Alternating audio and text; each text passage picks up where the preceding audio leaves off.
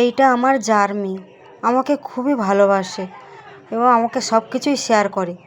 কিছুদিনের আলাপ, অনেক দূরের সম্পর্ক হলেও আমাকে খুবই ভালোবাসে। এই বিদায়ের সময় ওর সঙ্গে কাটানো মুহূর্তগুলো মনে পড়ে যাচ্ছিল।